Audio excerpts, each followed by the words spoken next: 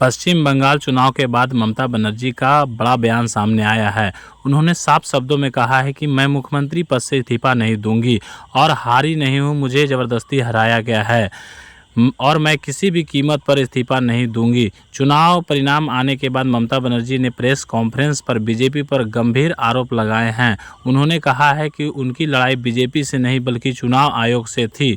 उन्होंने मुख्य चुनाव आयुक्त पर निशाना साधते हुए कहा है कि इस चुनाव में बहुत गंदा खेल खेला गया है और ऐसा चुनाव उन्होंने पहले कभी नहीं देखा है।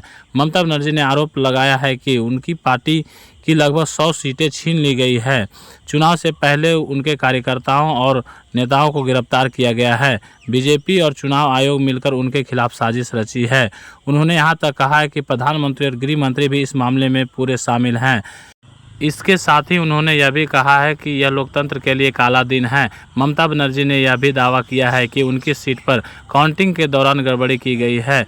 जब केवल कुछ राउंड की गिनती बाकी थी तब बीजेपी के समर्थक जबरन अंदर घुस आए और उन्होंने आरोप लगाया है कि टीएमसी के काउंटिंग एजेंटों को धमकाया गया है, उन्हें पीटा गया है और पोलिंग स्टेशन के अंदर ही मारपीट की गई है। ममता बनर्जी ने कहा है, जब मुझे जानकारी मिली तो मैं खुद काउंटिंग सेंटर पर पहुंची, लेकिन सीआरपीएफ ने मुझे अंदर जाने से रोक दिया। उन्होंने यह भी आरोप लगाया है कि उन्हें पीछे से मारा गया है, उनके साथ बदसलूकी की गई है और उन्होंने काउंटिंग सेंटरों से बाहर निकाल दिया गया है। उन्होंने कहा है, मैं एक कैंडिडेट थी, फिर भी मेरे साथ ऐसा व्यवहार किया गया है। अगर मेरे साथ ऐसा होता है तो बाकी उम्मीदवारों के साथ क्या हुआ होगा।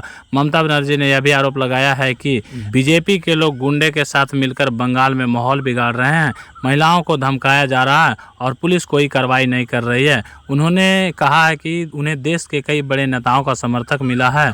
सोनिया गांधी, राहुल गांधी, अखिलेश यादव, तेजस्वी यादव और हेमंत सोरेन ने उन्हें फ़ोन किया है। इनके साथ ही उन्होंने कहा है कि विपक्ष की एकजुटता काफ़ी मजबूत है। अब इस पूरे घटनाक्रम के बाद देश भर में एक बड़ा सवाल खड़ा हो गया है।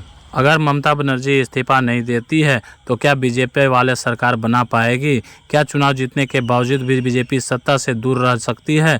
यह एक बड़ा राजनीतिक सवाल बनता है। वहीं बीजेपी समर्थकों का कहना है कि ममता बनर्जी हार के बाद बौखला गई है और इसलिए इस तरह का बयान दे रही है। अब देखना होगा कि पश्चिम बंगाल की राजनीति में आगे कैसे मोड़ आता है। आगे वीडियो में देखिए क्या कुछ ममता बनर्जी बोल रही है।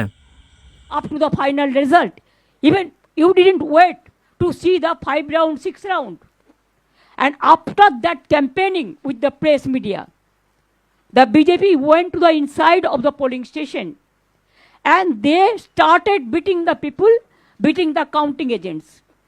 When I came to know all the counting agents are withdrawn, that time I was leading about 13,000.